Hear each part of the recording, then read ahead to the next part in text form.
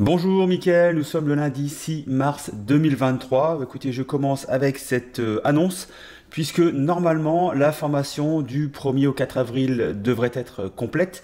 J'ai une option, c'est le cas de le dire, pour une 15e place, donc pour le séminaire du 1er au 4 avril. Donc je décide d'ouvrir une deuxième session du 8 au 11 avril. Bien sûr, cette session sera soumise à un minimum de candidats, c'est-à-dire qu'il faudra au moins que 5 personnes nous rejoignent, simplement pour amortir les frais de salle de location notamment. Donc il faudra au minimum qu'il y ait 5 membres supplémentaires qui veuillent faire cette formation option pour que je puisse valider les dates du 8 au 11 avril. Mais j'ai eu l'hôtel ce matin en ligne. Donc nous avons posé une option pour ce week-end-là. Donc si aujourd'hui des personnes veulent se décider à venir nous rejoindre pour une formation option exceptionnelle en présentiel avec 3 coachs, vous avez donc les dates du 8 au 11 avril qui sont pour l'instant ouvertes. Si bien sûr je n'avais qu'une seule demande supplémentaire, c'est-à-dire qu'au lieu d'être 15, nous serions 16, bien sûr je prendrai la 16e personne du 1er au 4 avril, mais je ne souhaite pas aller au-delà puisque nous voulons vraiment faire du personnalisé pendant ces 4 jours de formation. Donc nous nous étions astreints à 15 personnes, je veux bien aller à 16, mais au-dessus, je demanderai effectivement à ce qu'il y ait au moins 5 personnes supplémentaires pour pouvoir valider la formation du 8 au 11 avril 2023. Donc, à vos calendriers, si vous voulez nous rejoindre, il n'est pas trop tard. Vous serez en plus en super petit comité, donc ça peut être encore plus valuable, comme on dit. Mais voilà, donc vous avez donc 2 périodes de formation. Le 1er au 4 avril complet, donc je suis très content d'accueillir 15 personnes pour cette formation.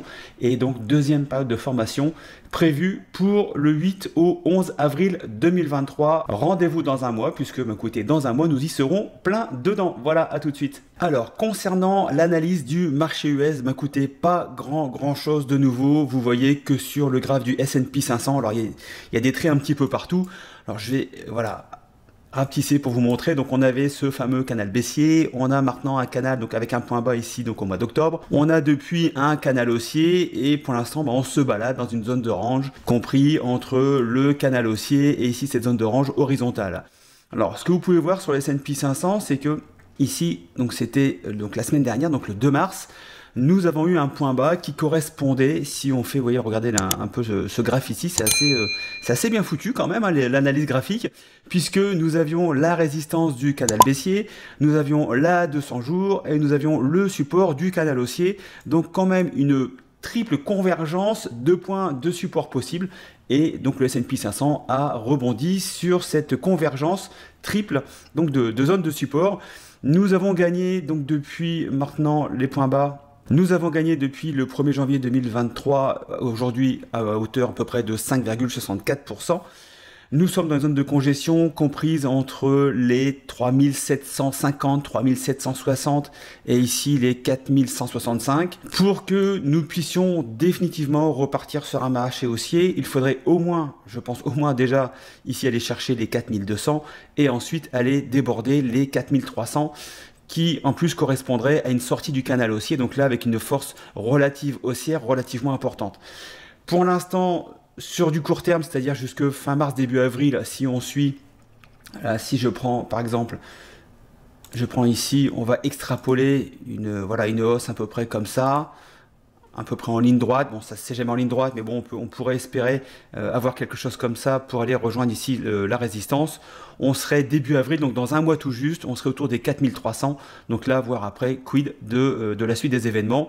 En sachant que les données macro ne sont toujours pas au beau fixe. L'inflation est également soutenue par le très bon ratio au niveau de l'emploi. L'emploi ne faiblit pas aux États-Unis. Donc ça n'arrange pas les bidons de l'inflation, puisqu'il y a augmentation des salaires. Donc augmentation des salaires égale l'inflation qui arrive juste par derrière. On a par contre des mauvaises nouvelles au niveau de l'immobilier. L'immobilier donc est en chute. Alors en chute, attention toute relative, hein, on vient d'une période où les prix des maisons ont quasiment doublé sur 3 ou 4 ans aux États-Unis.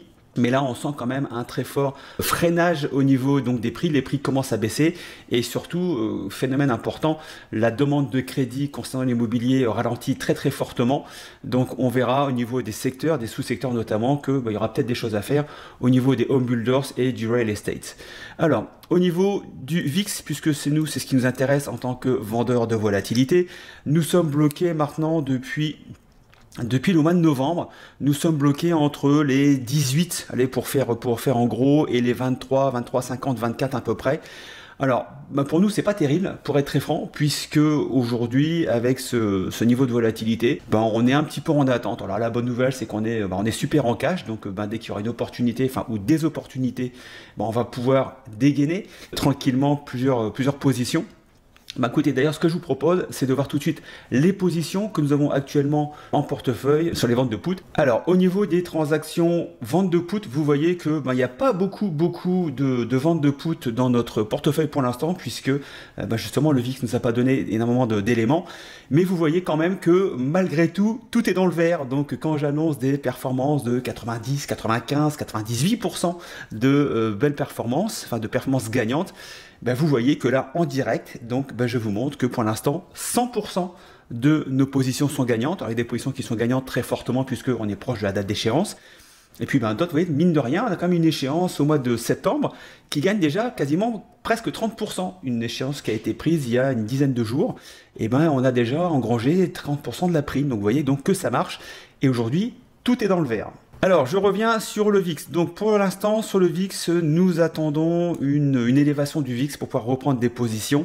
Donc, pour l'instant, on est plutôt en phase attentiste concernant la vente de volatilité. On peut aller faire un tour rapidement sur le Dow Jones, qui lui s'en sort un poil mieux, puisque je vous rappelle que le Dow Jones est surtout composé de valeurs défensives qui ont plutôt bien joué leur rôle depuis maintenant 2 ou 3 mois. Donc c'est un peu normal que le Dow Jones, au niveau du graphique, change par rapport au S&P 500. Le QQQ avec les valeurs technologiques, donc je vais agrandir ici cette zone de congestion.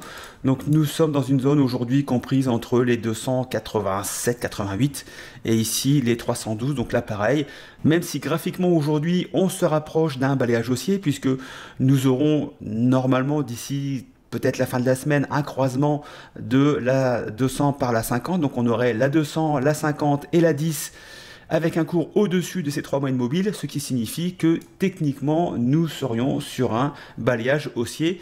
Pour l'instant ce n'est pas le cas puisque la 50 est toujours sous la 200, mais je pense à mon avis pour très peu de temps. Donc à très court terme je serai plutôt haussier, à moyen terme assez mitigé, et sur un long terme, alors long terme pour nous au niveau des ventes de put notamment et des options, c'est-à-dire supérieur à 6 mois, 9 mois, 1 an, pour être long terme pour nous, je pense que là il y aura à mon avis des choses à faire. Donc pour l'instant, plutôt haussier, ce qui va nous permettre de mettre également notamment certaines stratégies créditrices comme des crédits put spread, pourquoi pas, ou même des crédits call spread, en ayant cherché des niveaux de résistance relativement importants. Donc au niveau du SLV, donc ici SLV, je voulais vous en parler puisque nous avions eu une montée relativement importante, une baisse relativement importante également. Je vais ici vous la quantifier. Donc on avait eu un point haut, on avait une baisse de quasiment 15%, donc relativement importante sur une matière première comme l'argent. Et là nous avons la 200 qui joue son rôle, un petit head fake au niveau de la caissière du support. Mais vous voyez que là on est scotché sur la 200, donc à vérifier. Au niveau du momentum on est pas mal, on est plutôt assez en retournement de tendance sur le momentum, ce qui pourrait dire que normalement graphiquement on pourrait estimer que on serait ici sur un point bas et qu'on pourrait repartir à la hausse. Pourquoi pas pour aller chercher, je vais l'étendre ici, la résistance du canal baissier autour des 21,50, peut-être 22 avec un excès haussier, donc à surveiller au niveau du SLV. Je vais aller très rapidement sur les secteurs, puisque vous allez voir que par rapport à il y a une quinzaine de jours, pas grand changement. Sur XLV, donc le domaine des healthcare, nous sommes depuis le mois d'août dans cette zone de range comprise entre les 124 et les 143. Voilà, donc ouais, c'est assez compliqué d'aller chercher des positions. Alors on peut effectivement jouer les ranges, aller en disant voilà, je vends la résistance et j'achète le support, sauf que à un moment donné dans ces périodes de range ça sort toujours d'un côté ou d'un autre. Donc on peut se servir notamment de ce genre de graphe, de typologie, pour pourquoi pas faire des short strangle. Si vous ne savez pas de quoi je parle, vous allez sur notre chaîne YouTube, vous tapez short strangle et je vous expliquerai une stratégie qui permet d'engranger des gains lorsque le marché est en range, avec bien sûr des éléments à maîtriser. Donc ne vous lancez pas dedans si vous ne maîtrisez pas notamment les éléments de couverture de marge. Mais on peut avec les options avoir des stratégies pour chaque typologie de marché. Et là, ce genre de typologie pourrait rentrer très bien dans une configuration pour mettre en place une stratégie de short strangle. Au niveau du XLP, on est exactement dans la même chose. On est bloqué entre les 68 et les 78. depuis le mois de mai l'année dernière, donc ça va quasiment faire presque un an si on extrapole à 2 mois près, donc ça fait 10 mois pour être très précis, que nous sommes dans ce range, et ben là c'est pareil, on pourrait, pourquoi pas, mettre en place des short strangle, toujours avec précaution. XLU, le domaine de l'utilities, donc qui était sur un canal haussier, donc un peu plus défensif que notamment XLP, et puis donc là nous avons eu une grosse baisse suite à la baisse du pétrole, la baisse de l'énergie, qui tend à remonter, donc on est sur un point bas, vous avez vu qu'ici on a tapé une résistance, un support, pardon, attendez, je vais vous le dessiner tout de suite, comme ça sera très visuel, je suis un visuel, donc c'est pour ça que j'aime bien l'analyse graphique, voilà, vous savez tout. Voilà, donc nous avons rebondi sur une zone ici, vous voyez, donc là je viens de la dessiner, et vous voyez, c'est une zone qui était connue quand même depuis pas mal de temps, depuis quasiment 2020, donc cette zone des 60, alors c'est pas au centime près, on est bien d'accord, on va dire entre les 62 et les 63, donc on avait ici une zone psychologique qui a servi de résistance, de support. Là, on a eu une baisse relativement importante, mais vous voyez qu'ici, ça sert encore de support. Donc, peut-être que cette zone des 63 sur XLU est une bonne zone pour rentrer en position haussière, en sachant que là, quand même, le point, je dirais, négatif à prendre en compte, c'est que là, nous sommes en configuration baissière, puisque nous avons la 200, qui est au-dessus de la 50, qui est au-dessus de la 10 jours. Là, on n'est pas en balayage haussier, puisque aujourd'hui, on est au-dessus de la 10 jours. Donc pour l'instant, pas de configuration technique précise de balayage baissier, mais vous voyez qu'en termes de configuration, on est quand même plus aujourd'hui à la baisse. XLF, le domaine des financières, voilà, zone de congestion depuis le mois de mai, donc l'année dernière, pareil. Donc là, depuis, compris entre les 30 et les 36. Alors vous allez me dire, oui, ça fait 20%. Oui, donc on peut effectivement acheter le point bas et aller chercher le point haut et gagner 20%, on est tout à fait d'accord.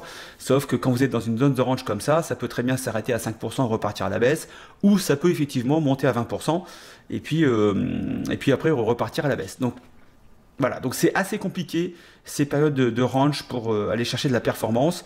Malgré tout, vous avez toujours dans ces périodes des valeurs qui vont superformer leur indice de référence. Donc je pense que si on va chercher dans XLF, donc les valeurs qui composent le panier XLF, vous aurez des bancaires notamment qui ont progressé beaucoup plus que XLF.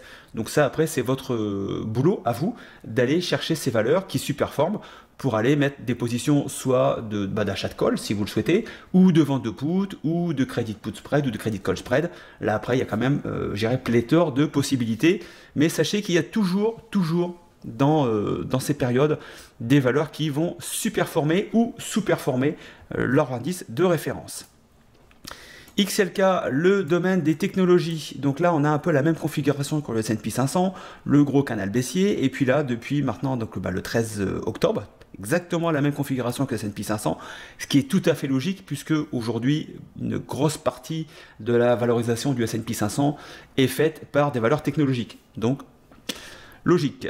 Alors, nous avons à peu près la même configuration. Nous sommes là, par contre, techniquement sur un balayage haussier. La 200, la 50, la 10 et le cours au-dessus donc de ces 3 moyennes mobiles. Nous allons, je pense, rejoindre ici la zone des 145 qui est la résistance du canal haussier. Que vont faire les cours à l'approche des 145, 146? Écoutez, l'avenir nous le dira. Mais il faudrait au moins dépasser les 151 pour repartir dans une configuration haussière soutenue au niveau des technologies. XLB, le domaine des materials. Donc là, assez surpris par le domaine des materials. Je pense que là, c'est plutôt dû à l'inflation et donc peut-être aux marges qui ont un peu changé au niveau des sociétés des materials, qui composent des materials. Vous voyez qu'ici, donc, nous avons cassé le canal baissier et nous sommes techniquement toujours dans un balayage haussier. Donc, plutôt des bonnes nouvelles sur quand même pas mal de secteurs donc du marché US. Et là, nous bloquons sur la zone des 84-85 $. Ici, donc zone de support-résistance. Donc, nous sommes scotchés dessus donc depuis vendredi et aujourd'hui lundi avec l'ouverture des marchés américains. Mais vous voyez que cette zone est importante. Donc, à surveiller. Est-ce que ça va monter? Est-ce que ça va descendre? À voir. Au niveau de XLY, les Consumer Discretionary, là c'est un peu plus tendu. Ça fait longtemps que je vous dis que je ne suis pas spécialement sur ce secteur d'activité. On est toujours quand même relativement baissier, même si ici on est sorti du canal haussier. On a essayé de casser la 200, on est revenu en dessous. Là on est coincé entre la 50 et la 200. Au niveau du momentum, on pourrait extrapoler un retournement de tendance, mais je pense qu'il y a d'autres secteurs que je viens vous montrer où il y a matière à aller chercher de la performance plutôt que XLY. À moins de trouver, comme je vous le répète, des valeurs qui surperforment leur indice de référence. C'est notre façon de travailler, c'est pour ça que je vous le répète assez régulièrement, puisque nous travaillons comme ça dans notre trading d'options. Le domaine industriel, écoutez, aujourd'hui s'en sort plutôt pas mal, aurait tendance à sortir de cette zone de congestion qui date du mois de novembre. Nous sommes ici également en balayage haussier depuis un petit bout de temps maintenant. Nous avons ici la 50 qui a servi de support à pas mal d'attaques ici, comme on pourrait dire, donc de zone de support. On arrive quasiment sur un ancien plus haut autour des 104 $. Donc au niveau de l'industrie, il y a peut-être quelque chose à faire. Voilà, donc petit tips, allez voir les valeurs qui composent XLI, regardez, faites les comparatifs par rapport à XLI pour voir celles qui surperforment. Je vous l'ai déjà expliqué plein de fois, donc vous savez maintenant comment on peut voir si une valeur surperforme pour un indice de référence ou pas. Ça, je vous l'ai déjà expliqué. Je pourrais encore vous l'expliquer si vous le demandez, mais bon, ça fait tellement de fois que je pense que maintenant vous êtes habitués. Mais voilà, donc XLI, voilà, peut-être un domaine où il y a moyen d'aller chercher quelque chose. XLE, le domaine de l'énergie. Donc là, alors là, je suis un petit peu en colère contre moi puisque j'ai loupé ici donc des rentrées. On n'a pas rentré beaucoup de puts, comme vous avez pu voir sur mes paramètres tout à l'heure. Mais ici, on avait une belle zone autour des 82-83 et j'en ai pas profité pour rentrer ici sur quelques puts parce que voilà, le VIX me donnait pas non plus des éléments, des primes hyper importants. Donc j'ai préféré garder mon cash. Mais voilà, bon, si j'étais rentré autour des 83, sur notamment XLE ou des valeurs pétrolières, je pense qu'on aurait pu avoir déjà pas mal de gains au bout de quelques jours de trading. Donc XLE, toujours confiant sur le domaine énergétique, là-dessus je relâche pas mon attention, mais j'ai pas tradé récemment, mais je garde ce secteur sous surveillance active. Alors, je vous parlais tout à l'heure donc de...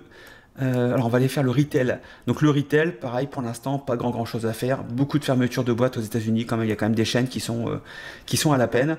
Et ici, depuis le mois de mai, donc pareil, donc ça fait 10 mois, nous sommes compris entre les 57 et les 76. Donc pas grand chose à faire au niveau du retail. Je voulais vous montrer, donc c'était XHB, voilà, les home builders. Je cherche mes graphes. Donc les home builders, écoutez, plutôt en tendance haussière. Alors c'est assez surprenant puisque le marché de l'immobilier américain tend à baisser. Malgré tout, les constructeurs, donc ce sous-secteur qui répertorie les fabricants les constructeurs de maisons, aujourd'hui superforme plutôt bien. Donc écoutez, le marché a toujours raison, donc pour l'instant on va laisser faire le marché. Je surveille quand même ce secteur, mais plutôt à la baisse, donc j'attends plutôt un signal de retournement à la baisse. Mais je vais laisser partir la hausse pour l'instant puisque je ne suis pas sûr de moi. Donc je vais plutôt attendre un point de retournement. Là on est au milieu, vous voyez, donc de cette zone de ce canal haussier. Donc voilà, donc au milieu veut dire qu'on peut aussi bien continuer la montée comme on peut redescendre.